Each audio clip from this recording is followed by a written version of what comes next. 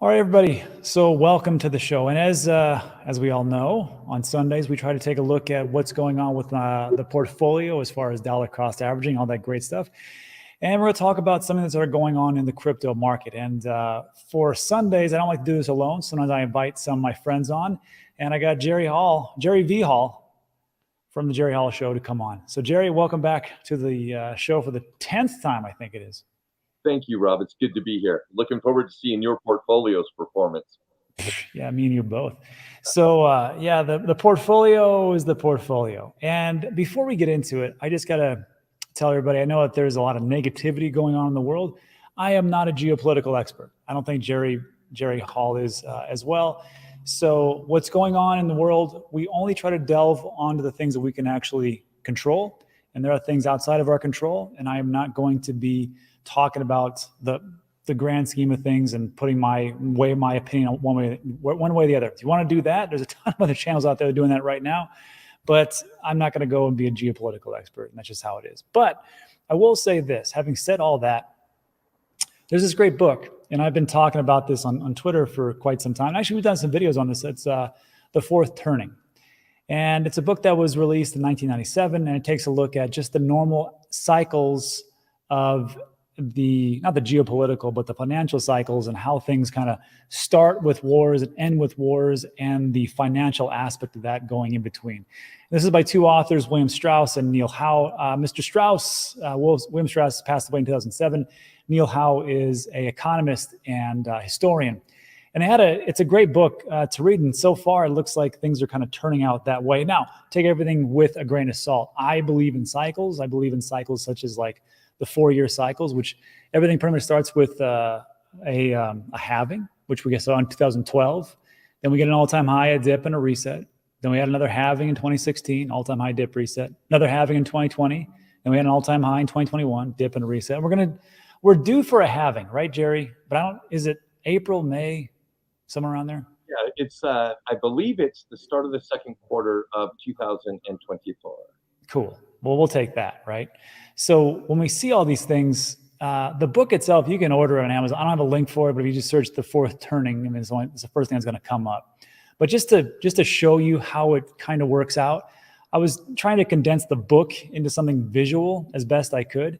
And again, cycles. And there's a couple different cycles that people look at. We also take a look at the real estate cycles, financial cycles. But this one's pretty interesting because it goes 80-year cycles. And it's in 20-year blocks. And everything pretty much starts with wars or ends of wars. And if we take a look between 1783 and 1863, 80 years, the Revolutionary War in America, that was the end, around 1783. Then we have this awakening when there's like this euphoria stage and everybody's like, we can do no wrong. This is fantastic. There's a lot of building. Then things start to become unraveled as we have different problems. Then we have a crisis.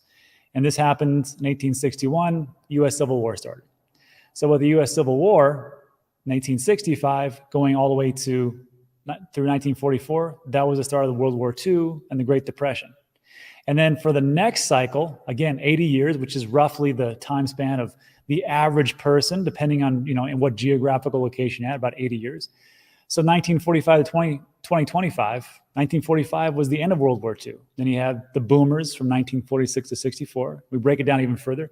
Awakening, when everything was just going great and, the great middle class, everything was actually working out pretty well, 65 to 84. Then Gen X, 85 to 2004, things started to unravel. I think we saw that in a lot of different industries. And of course, we see a crisis. And there's been many crises. We had the Great Recession from 2008 to 2009, 2010.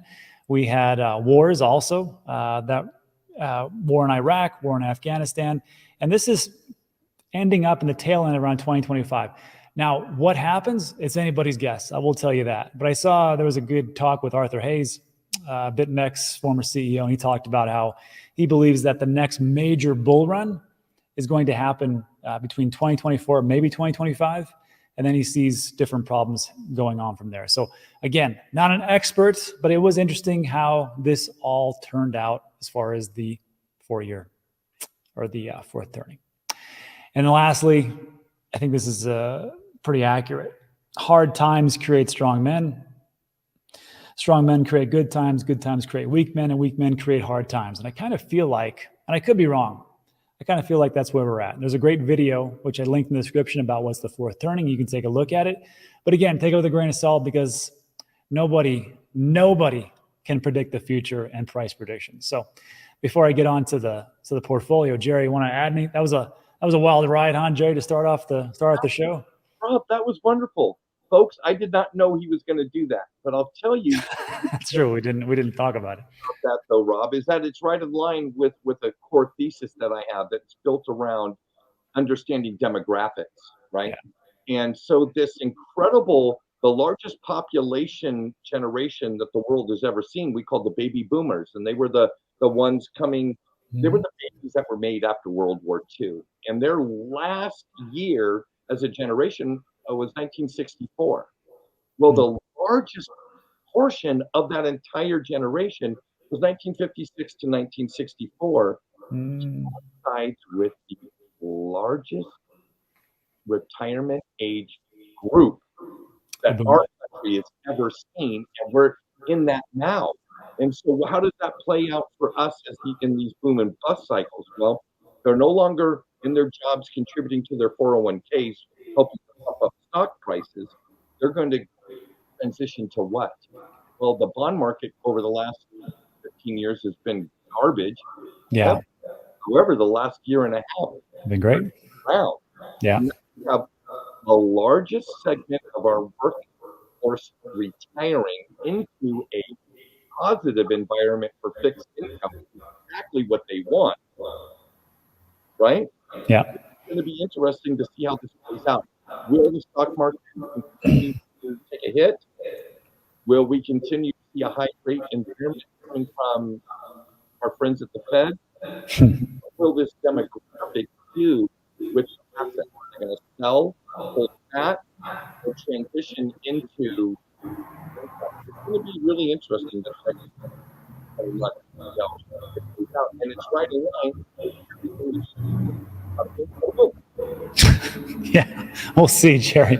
We'll see. I don't know what's going to happen, but it's just a good mental exercise to take a look at these things and go, man, everything is cycles. It kind of works in that same way. But again, who knows? But it is interesting. The boomers are rapidly advancing, and we'll see how it all plays out. So having said all that, and this is what I truly believe, that as time has gone on, when I grew up, it was all about, get a job, work 30 years, get a pension, retire, live off, and ride off in the sunset.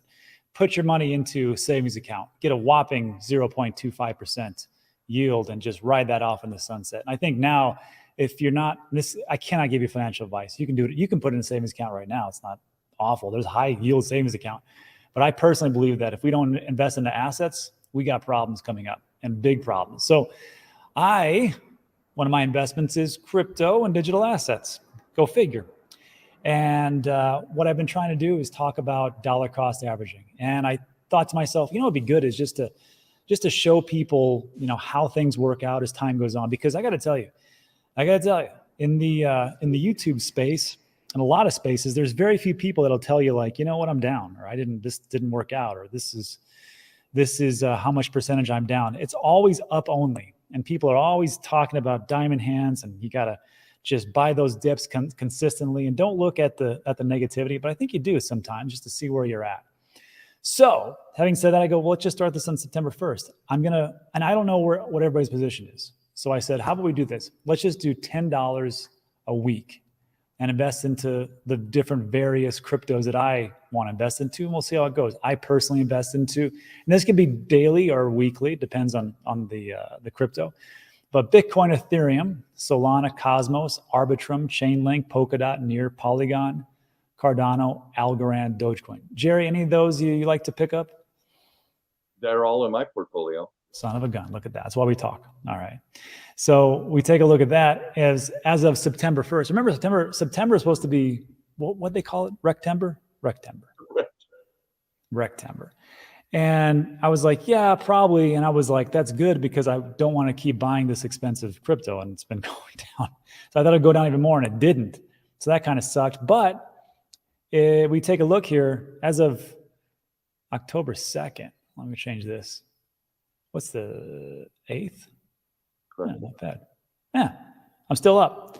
I mean, if you just would have done September 1st, 2023, I'm going to show you the good and the bad. Don't worry. Everybody's like, don't cherry pick. I'm like, yeah, you're right. You're right. But Solana, I invested 50. I now have $59, Jerry. That's almost 19%. Chainlink, I'm up $7 or 13.5%. Arbitrum, for some reason, I'm up. That's amazing. Arbitrum was dying to me. But even though I really like the project, everything's up, so I'm pretty happy. So if we take a look at this, like that looks pretty good, Rob. What if we went again? I'll show you the good parts. Today is October 8th, 9th, 8th, October 8th. Let's take the 4-year cycles. This year and month, or this year, would kind of correspond to 2019, right? As we look in like all-time high, 2017, dip, then a reset. So let's say we went back to 2019 and we did the same things, $10 a week. Because people are like, well, how much can you make for $10 a week? Doesn't make any sense. I mean, I got to put in hundreds of thousands of dollars to make it, right? I mean, even the Dogecoin millionaire put in like $123,000 or something like that in Dogecoin when it was nothing. And of course, he made a lot, but he didn't make a lot because he didn't sell anything.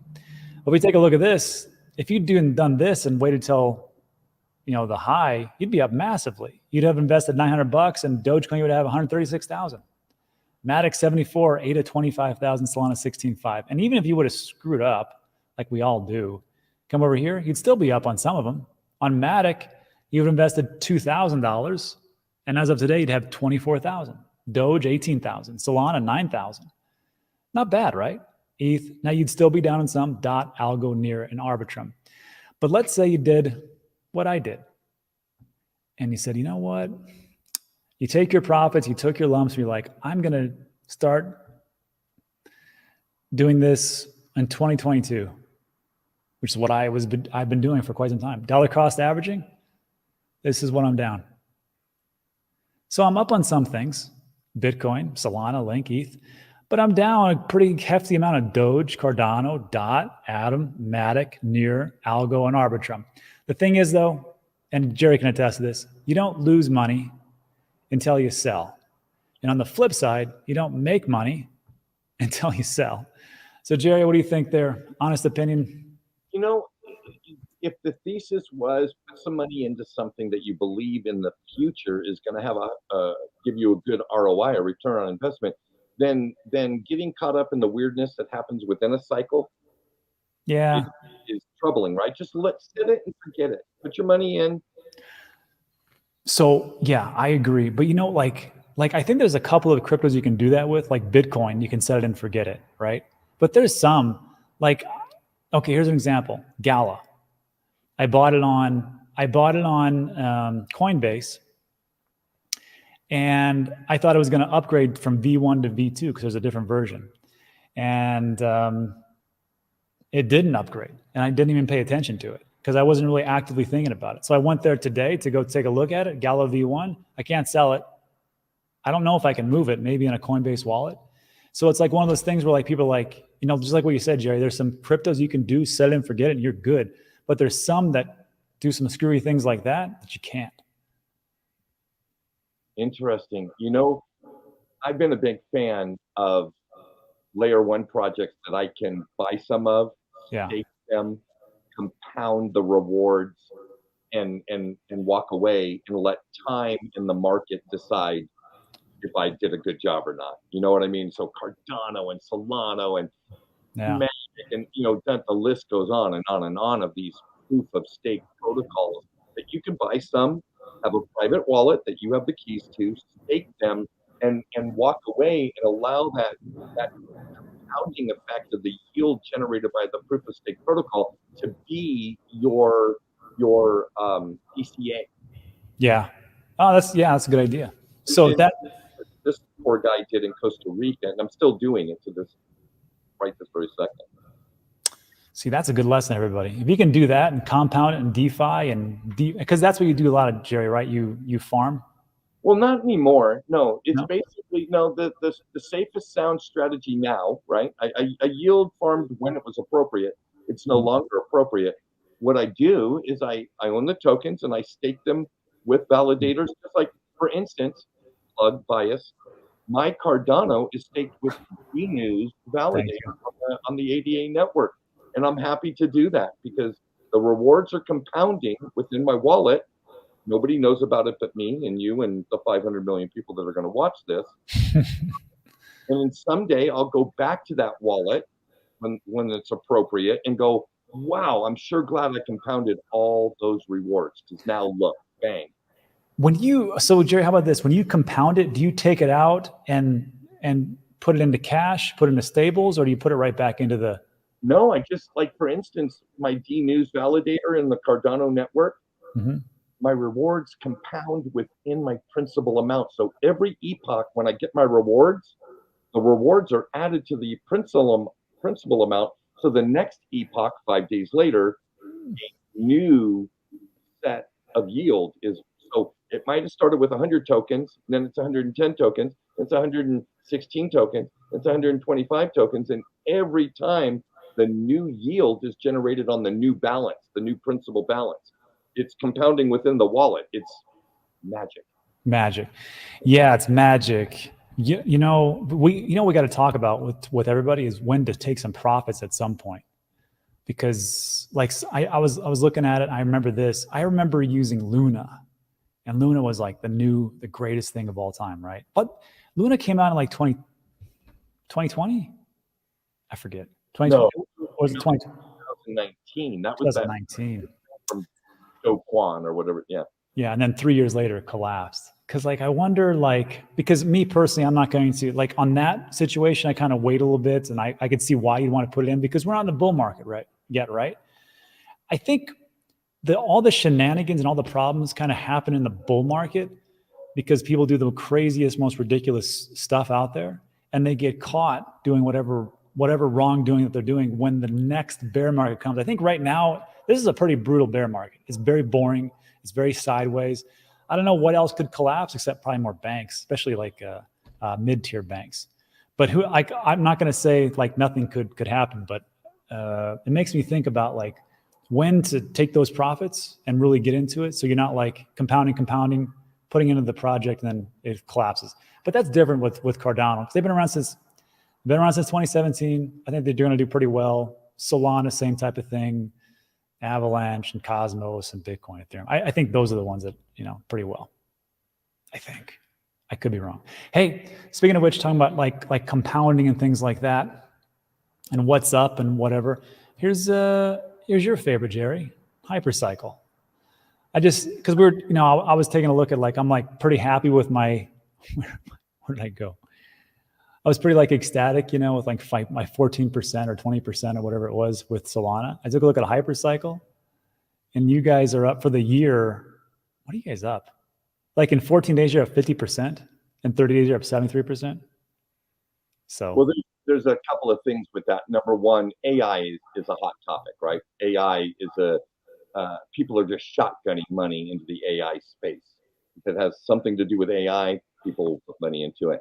That's one element. So we're riding that trend. But the element of Hypercycle, the token, unlike many other protocols, is more than just for governance and for security. Like most proof of stake protocols require the tokens as the stake, right? And you're secured to the level of dollar value of stake that you have. The tokens in Hypercycle are actually inter-network currency and identification.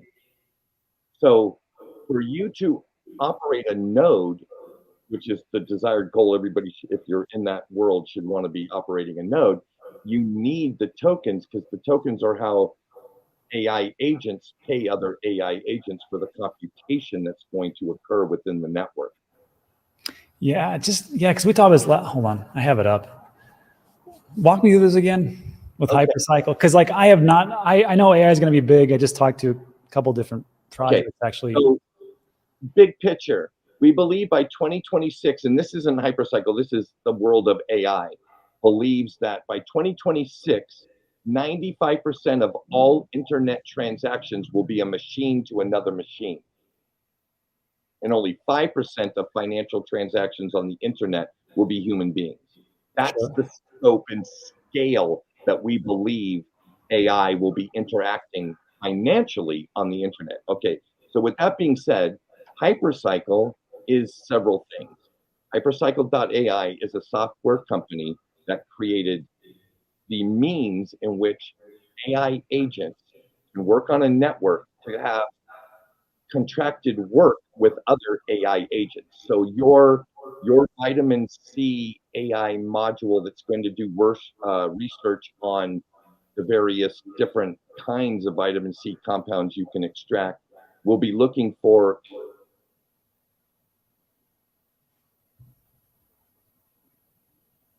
See, AI froze you, Jerry. That's the problem. We can't have nice things because they keep breaking us down. What'd you say? I'm sorry. So Huh? the big thing is that we believe there will be many networks where AI is contracting and doing things with other AI, and we will be one of these networks in a decentralized, distributed world Yeah. where computation, which we believe is the next commodity, oil drove the last revolution. We believe data and computation will drive the next industrial revolution. And so we're a network of computation. When you talk about, yeah, gotcha. When you talk about AI agents, are you talking about just the actual computation of what's going on with artificial intelligence? Are you talking about something like a node? So let's say you're a medical researcher, Dr. Rob, and one of the things that you want to do is you want a ton of computational power put towards crunching numbers in various scenarios to use your vitamin C product for A, B, C, D, and E. Yeah. And you go to Amazon Web Services because you know that cloud computation, they do that, right? And they're going to charge you $150,000 to do that. Well, Yeah. that's a lot. Let me shop around a little bit. Oh, I can have an AI developer build that algorithm for me and go to Hypercycle Network and look for free agents to crunch those numbers for me. Oh, look, the quote is $25,000. Oh, I see. Or Yeah, that, it's kind of, I get you. It's kind of like Amazon Web Service where you're like, oh, do you want to build your own hosting platform, and also you want to have the actual warehouse? No, well, just pay us because we already did it. Okay. Exactly. So this is like a decentralized, distributed version of what AWS can do for you, but only you can have an AI agent that you set up once and walk away and let it do Do its everything thing. you want it to do, and it'll work and act within the network just like a good business would. Yeah, I gotcha. So like that would so last question, because we're going to talk about this in a bit about Avalanche. They are using NFTs to track cannabis and hemp, and I think that's like a real use case. That's like real utility. It's not spec. I mean, you actually do that. So like with Hypercycle, would you say it's more of a utility? It actually has real utility, and it'd be tough for your friend Gary to sue the pants off all the Americans if they invested in that. 100% pick and shovel for sure. It's an infrastructure play. I'll take that. Well, so that's interesting. I think I linked that in the description, but this one, because I'm always big on, I want to find utility and real utility and things that actually can have a use case, because I think that's the one way we're going to win against Gary as he's trying to take everybody to court. But here's another thing. Blockticity. It meant hemp and cannabis certifications in Avalanche. So I knew this was an issue. I didn't know it was this big of an issue. So the minting is done through a COA, certificate of analysis, and that's going to be an NFT. Hemp, cannabis, mushroom, and kratom. Industry faces supply chain transparency challenges. I remember this was actually talked about in like 2017 with VeChain. And they would say we would do the same thing. We would put it on blockchain and you could track everything. I remember they actually did a trial. I don't know if it was VeChain or somebody else, but they did a trial with Walmart and the pharmacy that was Walmart. And you could track everything from the production of the facility to the transportation to the actual store. And it could tell if the temperature would go too high, it would alert and would be through an oracle, put it on the blockchain. I never heard anything else about it. Like, that's a pretty good use case. And now I see, like, through here, let's be honest, like, I'm not a marijuana smoker. I just don't. But if I get glaucoma or cataracts, I'll probably start. But if like I had something like this and I want to know, like, is this a good strain or is this a bad strain? Instead of just going, is this a counterfeit? I can just look on the blockchain, which is immutable. So perfect. I can see this. The aim of amending the certificate is allow users to track the COAs back to the lab, access products test results, avoid fraud, and of course they can have it all in the QR code and there's no alterations. I thought it was a pretty cool thing of how they did that. So, Jerry, what do you think? Good stuff, bad stuff? I think NFTs are going to leap out of the art world and get into the authentication world. I'm looking forward to the day where I create the Jerry V. Hall NFT that is my digital identity and that authorizes or authenticates me to the world. Yeah. Yeah, I'm looking forward to that because, like, how many times? Here's a good question. How many times do you get impersonated on YouTube, Twitter, or any of your other social media stuff? You're a big channel. I can imagine a lot of people try to impersonate you. No. Well, I mean, sometimes. So here's a funny story. I was talking to Ben and Guy after one of our shows, and I say, if you ever see like those other YouTube channels where they like will take snippets of other like bigger YouTube channels and they'll like condense it and they'll do it and then they'll just use that as their views, which is fine. I have an open source for all my videos. I go, if you guys ever see it, they always cut me out. And like, so like I'll be there answering a question and they'll always cut me out and it'll always be Ben and then Guy and then back to Ben. And I'm like, that's how you know who's the more important one here. And they're like, yeah, it's pretty funny, but it is pretty hilarious. But I don't get impersonated much at all. There's some people that take the snippets, but that's it. But I will say one thing. I think that blockchain could be the next aspect of combating these deep fakes. Because I just saw one with Mr. Beast not too long ago. It was really, really well done. It sounded like him. It looked like him. It's a little jerky, but I think it could work out. And he was saying that, hey, I'm going to give away, I think it was computers or something, or no, iPhones, a new iPhone. Just go to this link and then send me a little bit and I'll send you the iPhone. And it was deep fake. And I know that next year, we're going to have a presidential election here in the United States. I think that is going to be a big thing as far as deep fakes.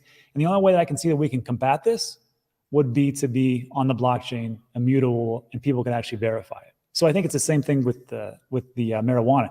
You scan it, you go to the laboratory, not a government-run laboratory, but like a laboratory from a private business and say, this is what we did, and here it all is, and this is on the blockchain. You can always come back to it, and this is the legit from where it is. I don't know. I mean, I'm on a rant, Jerry. What do you think?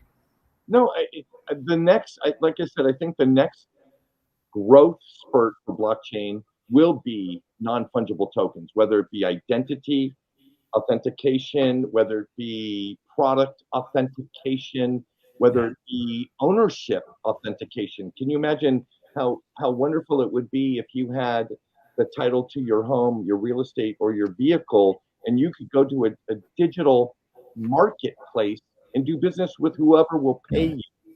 Right. And you don't have to worry about a bunch of the middlemen.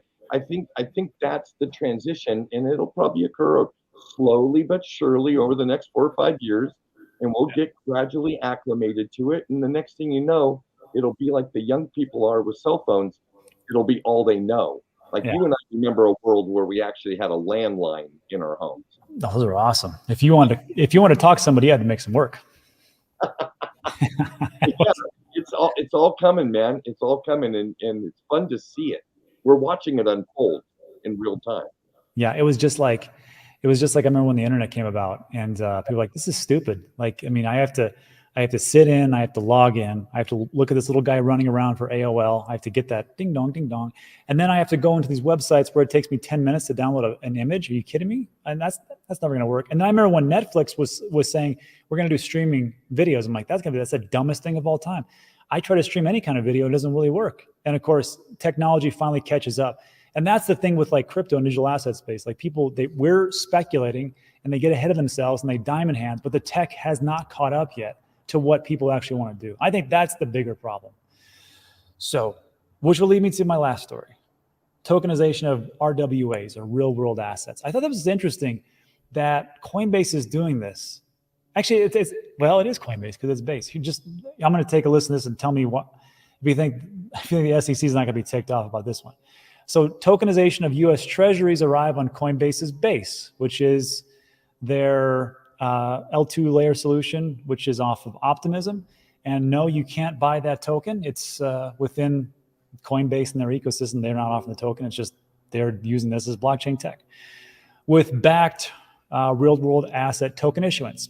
Market for tokenized US treasuries has grown I didn't know this.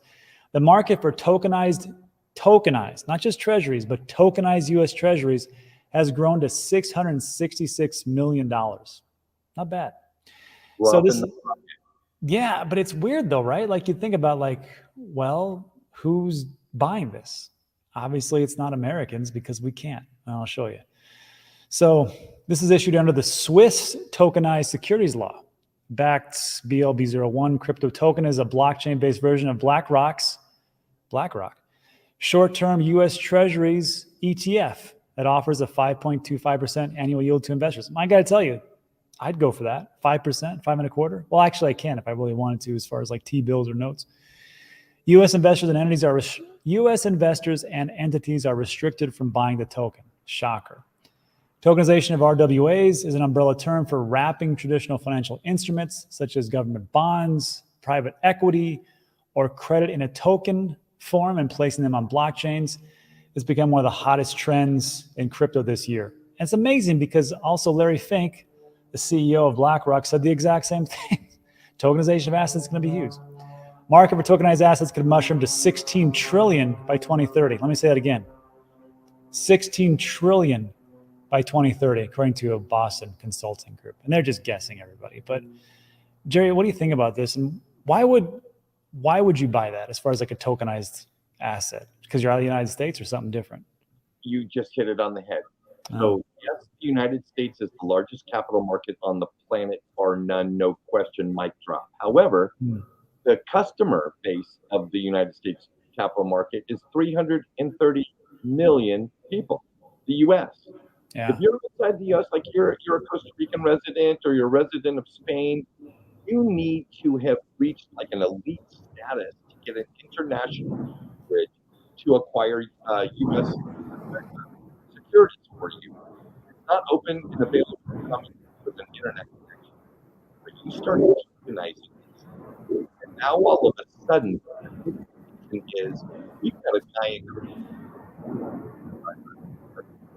$1, $2 extra a day and buys a fraction of an Apple stock because he knows Apple is going to be around in 25 years. And he knows that his country's monetary policy is debasing his currency. So where else would he put his money? He needs to put it in assets. This will open up asset acquisition for a world that has been hungry for it. The U.S., you take it for granted because it's been your whole life, but it's not accessible to most of the world.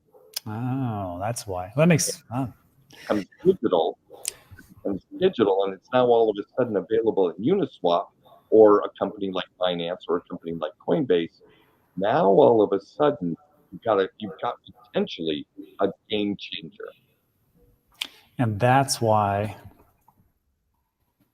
Coinbase branched out of the United States. But it makes sense because now they're in different markets in different parts of the world, so they can offer these things. They don't have to be under the thumb of Gary, the SEC, and CFTC. It makes a lot of sense. Okay. Well, that was good because I always look at it through the eyes of an American and like a glutton for that. So thanks, Jerry, for someone from Costa Rica. I appreciate that. And then also I want everybody just to check out, there's a website. It's free, but I thought it was interesting. It's called moneyprinter.info. And I linked it in the description. It's the same guys that do crypto fees. And it took a look at how much money our protocol is paying to grow. And you can look at it as paying to grow or paying to secure the network.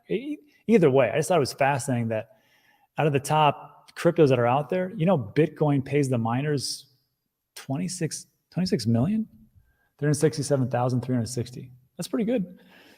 Cardano is second and Solana is third. And Dogecoin and Avalanche, that's pretty high. 836,000. It's a vast difference, but still. I don't know where Ethereum is. It should be on here, but it's not. Anyhow, you can check that out. Links in the description I thought was interesting, but that's it for today. What we'll do is, first of all, Jerry, thanks for stopping by. I appreciate it. Now let's go on to the good stuff, which is everybody gets to ask Jerry a bunch of questions and I get to sit back and do nothing. There'll probably be, Jerry, what's going on with your mic. Folks, I'll be honest, I have no idea what's going on my mic. It's just a USB plug-in microphone that I plugged in, and it works pretty well sometimes. It sounds good to me. All right.